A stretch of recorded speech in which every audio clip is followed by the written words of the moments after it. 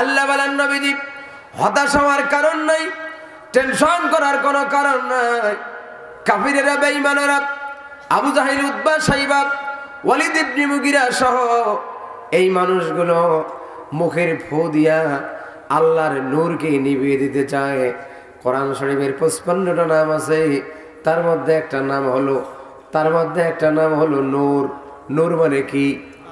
জোরে বলেন, নূর মানে কি? নূর মানে হলো আলো।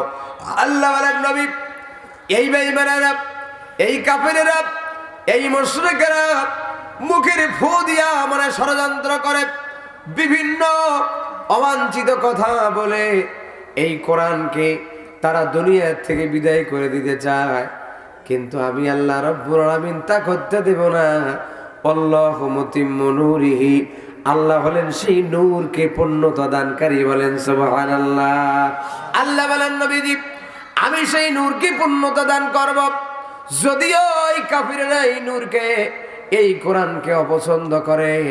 আজকে আমাদের বাংলাদেশের প্রেক্ষাপট বলেন তো সেইটা হয়েছে না ভাই না? বক্তার সামন থেকে মাউথপিস কেড়ে নেওয়া হয়েছে।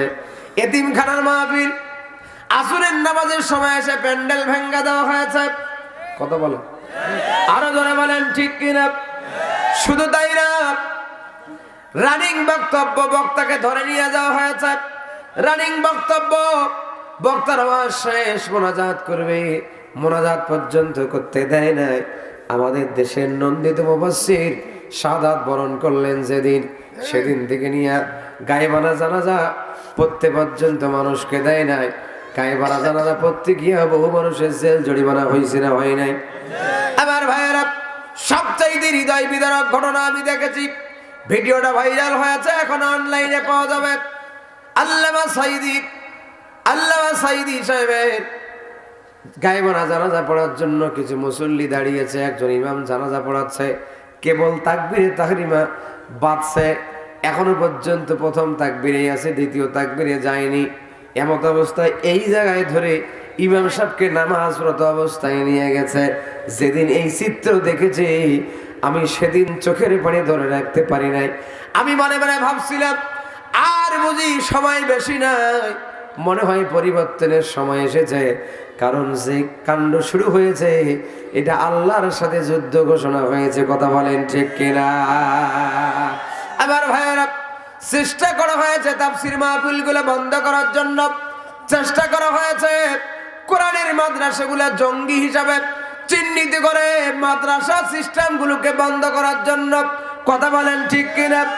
যাদেরকে জঙ্গি বলেছে তারা তো জঙ্গি না, এখন আসল জঙ্গি আমাদের দেশে ইসকনেরা ধরা পড়েছে। কথা বলেন ঠিক কিনা? আসল জঙ্গি ধরা পড়েছে।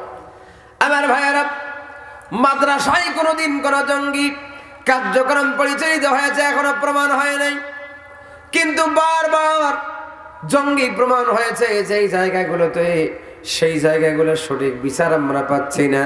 আস্তে আস্তে নাটকীয়তার মধ্যে সেগুলো শেষ হয়ে যায়।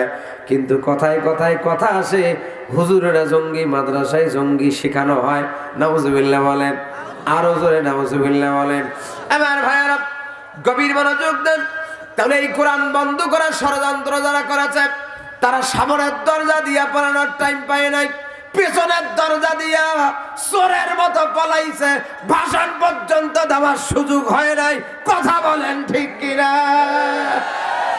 বক্তা আজও আছে, কোরআন বাংলাদেশে আজও আছে, মাউথপিসটা আজও আছে, বাংলাদেশের মাদ্রাসাগুলো আজও আছে।